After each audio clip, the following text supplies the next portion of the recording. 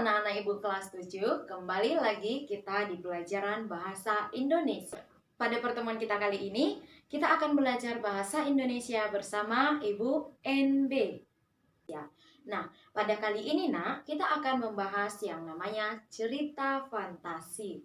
Nah, kira-kira siapa di sini yang sudah pernah mendengar kata cerita fantasi?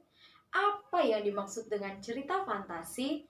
Nah, cerita fantasi adalah salah satu cerita genre yang dapat melatih kreativitas kita masing-masing. Mari kita awali dengan memahami pengertian, ciri-ciri, dan jenis cerita fantasi. Pertama, pengertian cerita fantasi. Cerita fantasi adalah sebagai berikut. Teks cerita fantasi adalah bahan tertulis yang berbentuk karangan atau tulisan untuk menuturkan, menggambarkan, atau membayangkan berbagai kejadian berupa khayalan atau imajinasi. Contoh cerita fantasi adalah yang pertama, seperti Kue-Kue Mau, di mana di dalamnya bercerita mengenai sesuatu yang tidak mungkin terjadi di dunia nyata. Cerita fantasi itu adalah cerita yang mana pada cerita tersebut hanya terjadi dari imajinasi seseorang dan tidak terjadi dalam dunia nyata. Yang kedua, contohnya adalah pengukur suhu.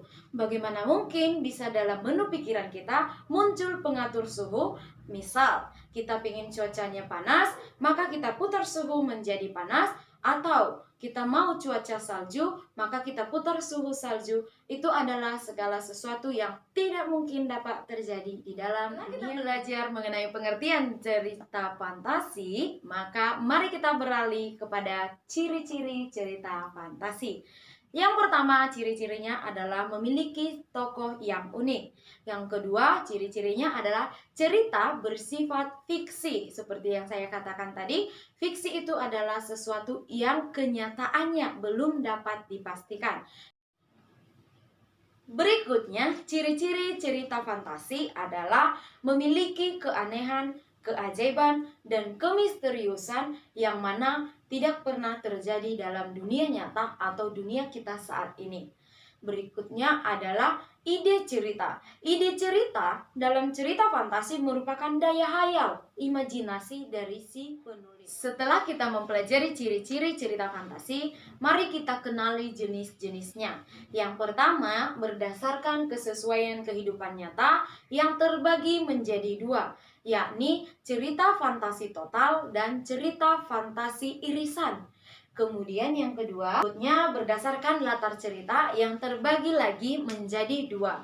Yang pertama, latar lintas waktu, dan yang kedua, latar lintas. Anak-anak ibu yang terkasih, sampai di sini pembelajaran kita untuk pertemuan hari ini. Terima kasih atas kerjasamanya. Semoga apa yang telah ibu sampaikan dalam video kali ini dapat bermanfaat untuk kita. Sampai jumpa.